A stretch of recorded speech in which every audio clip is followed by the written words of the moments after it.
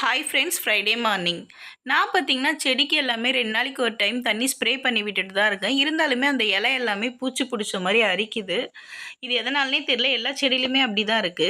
உங்களுக்கு ஏதாச்சும் இதுக்கு டிப்ஸ் தெரிஞ்சா கமெண்ட்ல ஷேர் பண்ணுங்க. நானுமே அத ஃபாலோ பண்றேன். ஃப்ரைடே மார்னிங் பார்த்தீங்கன்னா, எப்பயும் போல கிளீனிங் ஒர்க்கு தான். காலையில எழுந்து சூடா டீ போட்டு குடிச்சிட்டு, நெக்ஸ்ட்டு கிளீனிங் ஒர்க் எல்லாமே ஸ்டார்ட் பண்ணிட்டேன்.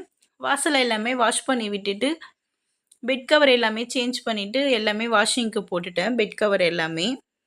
நெக்ஸ்ட்டு பார்த்தீங்கன்னா, வீடெல்லாம் பெருக்கி மாப் பண்ணிவிட்டு, கிச்சனுக்கு வந்து கிச்சன் கவுண்டர் டாப் எல்லாமே க்ளீன் பண்ணிட்டு, கேஸ் ஸ்டவ் எல்லாம் வாஷ் பண்ணிவிட்டு, பாத்திரம் கொஞ்சம் வாஷ் பண்ண வேண்டியது இருந்தது.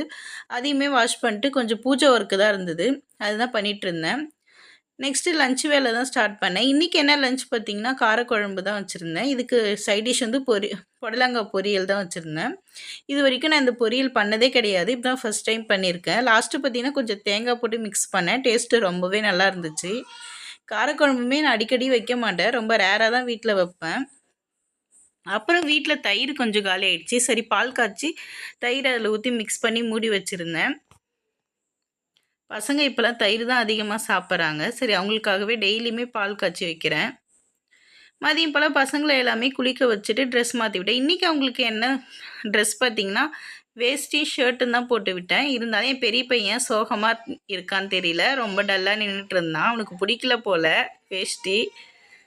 மீதி எல்லோரும் என்ஜாய் பண்ணாங்க. பாப்பா பார்த்திங்கன்னா, இதுக்கு மேட்சாக பட்டு பாவாடை இருந்துச்சு. அதை போட சொல்லி ரொம்ப கம்பல் பண்ண போடவே இல்லை. பிடிக்கலன்னு சொல்லிவிட்டு அவ்வளோ அழுதுட்டு இருந்தா. அப்புறமா இந்த ஃப்ராக் எடுத்து கொடுத்தேன். அது போட்டுட்டு அவ்வளோ ஹாப்பியாக இருந்தா. ஈவினிங் போல் கொஞ்சம் நேரம் வாக்கிங் போயிட்டு வந்து வீட்டில் பூஜை ஒர்க் இருந்தது. அது எல்லாமே பூஜை முடிச்சுட்டு ஈவினிங் டின்னர் தான் ஸ்டார்ட் பண்ணேன். நான் பார்த்திங்கன்னா, விளக்கேற்றி ஒரு 1 hour இல்லை 2 hours வந்து விளக்கு எல்லாமே கையமுத்திடுவேன். நீங்கள் எவ்வளோ நேரம் விளக்கேற்றி வச்சுருப்பீங்கன்னு சொல்லிட்டு கமெண்ட்டில் ஷேர் பண்ணுங்கள்.